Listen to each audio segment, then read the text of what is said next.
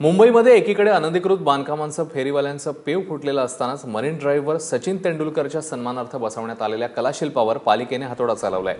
पालिकेने अशीच तत्परता मुंबईतल्या इतर अनधिकृत बांधकामांबद्दलही दाखवावी अशी अपेक्षा आता व्यक्त केली जाते। आरपीजी फाउंडेशनने सुशोभीकरणासाठी हे मेटलचं कलाशिल्प मरीन ड्राईव्हवर उभारलं होतं।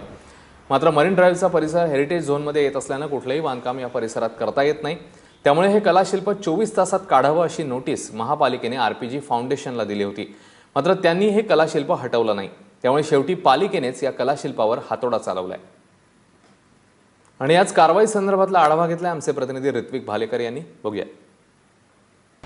मरीन ड्राईव्हवरच्या सचिन तेंडुलकरच्या सन्मानार्थी जे कलाशिल्प बसवण्यात आलेलं होतं हे हटवण्यासाठी आता पालिका प्रशासनाने जी नोटीस बजावण्यात आलेली होती आरपीजी आर्ट फाउंडेशन यांना, या आरपीजी आर्ट फाउंडेशननी आता या कारवाईला सुरुवात केलेली आहे। अवघ्या 24 तासात हे कलाशिल्प हटवण्यात यावं असं या नोटिशीत पालिका प्रशासनाने बजावलेलं होतं।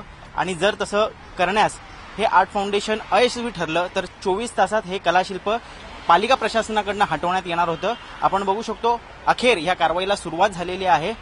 सुशोभीकरणाच्या नावाखाली या ठिकाणी हे कलाशिल्प उभारण्यात आलेलं होतं या कंपनीकडनं आणि त्याच पद्धतीने सचिनला एक मानवंदना किंवा एक सन्मानार्थी जे कलाशिल्प या ठिकाणी जनतेसमोर हे लावण्यात आलेलं होतं।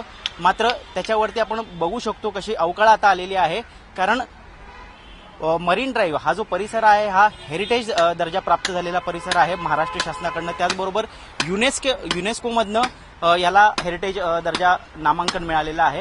आणि या सगळ्याच्या पार्श्वभूमीवरती इकडचे जे रेसिडेंट असोसिएशन आहे त्यांनी याचा विरोध केला होता, या कलाशिल्पाला आक्षेप घेतला होता आणि त्याचाच एक भाग म्हणून आपण बघू शकतो ही कारवाई आता या ठिकाणी सुरू झालेली आहे। खरं तर इथे येणारा जो सामान्य मुंबईकर आहे त्याला या सगळ्या गोष्टींमुळे किती फरक पडतो हा खरं तर संशोधनाचा विषय आहे। मात्र ह्याच लोकांसाठी जर सुशोभीकरण केलं जात असेल तर त्यांना विचारणं किंवा हे सुशोभीकरण करत असताना त्यांचा अभिप्राय घेणं ही तितकंच महत्त्वाचं आहे।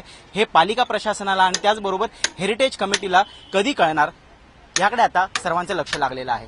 कॅमेरा पर्सन गजानन बाळापूरकरसह ऋत्विक भालेकर, एबीपी माझा, मुंबई।